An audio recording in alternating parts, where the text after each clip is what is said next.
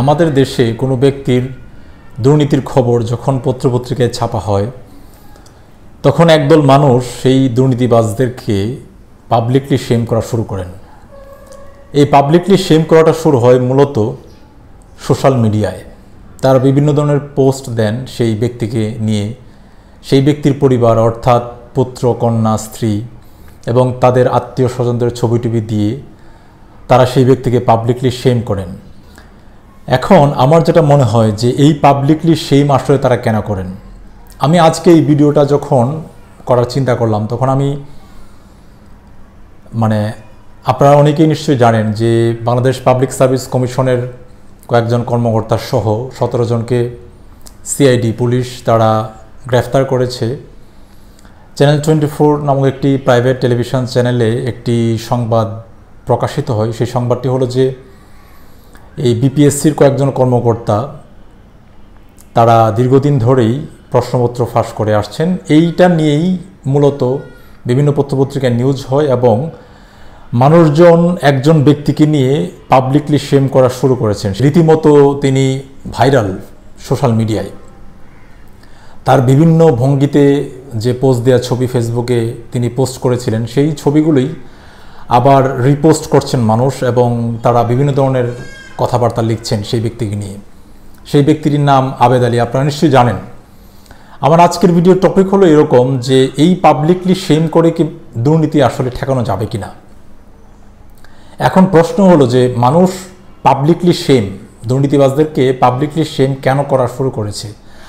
আমার যেটা মনে হয় যে আমাদের দেশের মানুষ হয়তোবা অলরেডি তারা বুঝে গেছেন যে আমাদের দেশে যারা দুর্নীতি করেন তারা অনেক ক্ষেত্রেই পার পেয়ে যান। আমাদের দেশের মানুষ মনে করেন যে এইসব দুর্নীতি যারা করতেছেন বা বিভিন্ন মিডিয়ায় পত্রপত্রিকায় যে ধরনের নিউজগুলো ছাপা হচ্ছে, দিন শেষে সেই সব ব্যক্তিদেরকে মনে হয় না খুব একটা কিছু করা যাবে। কারণ আপনারা নিশ্চয়ই জানেন যে গত কয়েক মাসে যে কয়েকজন সরকারের ঊর্ধ্বতন ব্যক্তিবর্গ ছিলেন, অনেকেই রয়েছেন যারা সাবেক হয়ে গিয়েছেন, তাদের দুর্নীতির খবর বিভিন্ন পত্রপত্রিকায় ছাপা হলেও এর মধ্যেই কয়েকজন দেশ ছেড়ে পালিয়েছেন। তাদের আসলে ওরকম কিছু করা যায় নাই এবং পত্রপত্রিকারই খবর যে তাদের মধ্যে অনেকেই হয়তোবার দেশে ফিরে আসবেন না বলে আমরা জানতে পারলাম। এখন আমার যেটা মনে হয় যে সাধারণ মানুষ হয়তো বুঝে গিয়েছেন যে এদেরকে পাবলিকলি শেম করা ছাড়া হয়তোবা কিছু করার নাই। যেহেতু তারা হয়তো মনে করেন যে রাষ্ট্র বা সরকার তাদেরকে হয়তোবা কিছু করবে না বা ওরকম একটা অবস্থানে চলে গিয়েছেন আমাদের যে অবস্থা।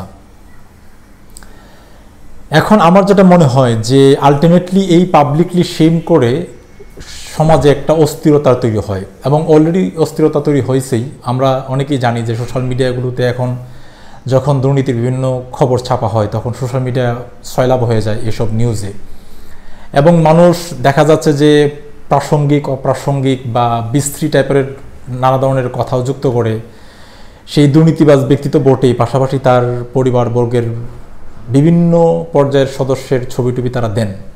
আমার যেটা মনে হয় যে এইটা আসলে মোটা দাগে পাবলিকলি শেম এবং মানুষকে অনেক ক্ষেত্রে তাদের যে মূল অপরাধ, এই মূল অপরাধটা থেকে তাদেরকে রেহাই দেয়া হয়ে যায়।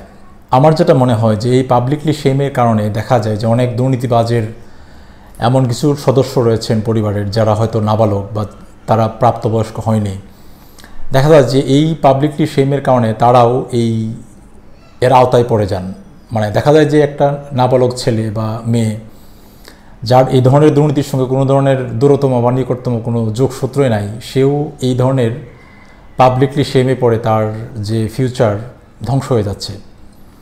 এবং এটা শুধুমাত্র নাবালকদের ক্ষেত্রে না, অনেক সাবালক সদস্য হয়তো আছেন যে যারা তার যে পরিবারের সদস্য যিনি দুর্নীতি করেছেন তার সঙ্গে তো তার কোনো যোগসূত্র নাই, কিন্তু এই পাবলিকলি শেমের কারণে তার হয়তোবা যে সামাজিক যে একটা অবস্থান সেটা আসলে নষ্ট হয়ে যায়। আমার যেটা মনে হয় যে আমাদের সোসাইটির যেসব মানুষ এসব দুর্নীতিবাজদের দুর্নীতি নিয়ে সোচ্চার আছেন তাদের যে বিষয় সোচ্চার থাকা উচিত সেটা হলো যে অ্যাকচুয়াল যে বিচার সেটার প্রতি। যেমন ধরেন কেউ যদি 100 কোটি টাকার দুর্নীতি করে থাকেন আমরা যেটা দেখি যে বাইরের দেশে ইউরোপ কান্ট্রিগুলোতে যখন কোনো মানুষ ভয়াবহ ধরনের দুর্নীতি করে থাকেন বা ব্যাপক মাত্রার দুর্নীতি করে থাকেন, সেসব ক্ষেত্রে কোর্ট তাদেরকে রায় দেন যে তাদের 100 বছরের জেল বা 200 বছরের জেল বা 300 বছরের জেল বা 400 বছরের জেল বা 500 বছরের জেল। মানে বিচারটাও এরকম যে ওই ব্যক্তি হয়তো বা জেল থেকে আর মানে তিনি স্বাভাবিক জীবনে বা তিনি বেঁচে থাকা অবস্থায় আর দুনিয়ার মুখ তিনি দেখতে পারবেন না, কারণ একটা কোর্ট যখন 500 বছর রায় দেয়, সেই একটা মানুষ তো আর 500 বছর বেঁচে থাকে না। আমার যেটা মনে হয় যে পাবলিকলি শেমের মানে মানুষ করবেন কি করবেন এটা তাদের ব্যাপার। আমার যেটা মনে হয় যে পাবলিকলি শেম বাদ দিয়ে আমাদের যেটা করা উচিত সেটা হলো যে অ্যাকচুয়াল বিচারটা করা। মানে একজন মানুষ যদি 100 কোটি টাকার দুর্নীতি করে থাকেন, যেসব জায়গায় জায়গায় তিনি দুর্নীতিটা করেছেন, সেই সব জায়গায় অ্যাকচুয়াল দুর্নীতিটার বিরুদ্ধে আমাদের প্রতিবাদ জানানো উচিত। কেন আমি বলি, যেমন সরকারি কর্মকর্তারা যখন দুর্নীতি করেন তখন এই দুর্নীতির শাস্তিটা কি? এই দুর্নীতির শাস্তিটা হচ্ছে এরকম যে তাকে ট্রান্সফার করে দেওয়া বা তাকে ক্লোজড করে দেওয়া। এখন এইটা তো আসলে কোনো দুর্নীতি, মানে এটা তো কোনো আসলে শাস্তি হতে পারে না। কিছু কিছু দুর্নীতি আছে এরকম যে হয়তোবা তার জেল হওয়া উচিত ছিল এবং মোটা অঙ্কের জরিমানা করা উচিত ছিল, কিন্তু আলটিমেটলি দেখা যায় যে শুধুমাত্র তাকে এক জায়গা থেকে অন্য জায়গায় স্থানান্তর করা হয়। আমার কাছে আরেকটা বিষয় মনে হয় এরকম যে সরকারের যারা গুরুত্বপূর্ণ অবস্থানে রয়েছেন বা গুরুত্বপূর্ণ পদে রয়েছেন, তারা যখন দুর্নীতি করবেন, সরকারের উচিত হবে যে তাদেরকে যেন কোনোভাবেই লঘুদণ্ড দেয়া না হয়। আমরা অনেক ক্ষেত্রেই দেখি যে সরকারের অনেক গুরুত্বপূর্ণ পজিশনে রয়েছেন, তারা দুর্নীতি করছেন এবং পত্রপত্রিকায় সেই নিউজগুলো ছাপা হচ্ছে, কিন্তু তদন্ত কমিটি যখন করা হয় এর কয়েক মাস পর হয়তো বা এরকম বলা হয় যে তাকে এই শাস্তি দেওয়া হয়েছে। শাস্তিটা কি? একেবারেই লঘুদণ্ড। মানে তিনি হয়তো অপরাধ করেছেন হয়তো বা আটলান্টিক মহাসাগরের মতো বা ভূমধ্য মহাসাগরের মতো, কিন্তু তাকে শাস্তি দেওয়া হচ্ছে একটা ডোবা বা একটা ছোট একটা পুকুরের মতো। মানে আমি বলতে চাচ্ছি যে তিনি মহা অপরাধ করেছেন, কিন্তু শাস্তিটা হচ্ছে একেবারেই অল্প। এটা করলে যেটা হয়, আমার যেটা মনে হয় যে একটা মেসেজ অন্যান্য যারা কর্মকর্তা বা কর্মচারী রয়েছেন তাদের মধ্যে চলে যায় এরকম যে আমি যদি এই পজিশনে যাই, তাহলে আমি যদি বড় ধরনের দুর্নীতি করি, তাহলে আমারও হয়তো বা শাস্তিটা হবে না, বা শাস্তি হলেও এরকম একেবারেই কম শাস্তি হবে বা অল্প শাস্তি হবে। আমার যেটা মনে হয় এটা একটা বড় সমস্যা আসলে।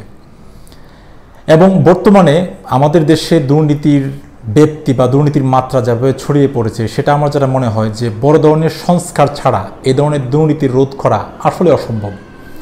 এই সোশ্যাল মিডিয়ায় পাবলিকলি শেম করা বা রাস্তায় নেমে প্রতিবাদ জানানো, এইটা করে আদৌ দুর্নীতি রোধ করা যাবে কিনা আমার মনে হয় না। আমার যেটা মনে হয় যে রাষ্ট্রের বিভিন্ন প্রতিষ্ঠানে বড় ধরনের সংস্কার, কাঠামোগত পরিবর্তন বা সরকারের বিভিন্ন জায়গায় যদি চরম মাত্রার জবাবদিহিতা আমরা আদায় না করতে পারি, তাহলে আসলে হয় না।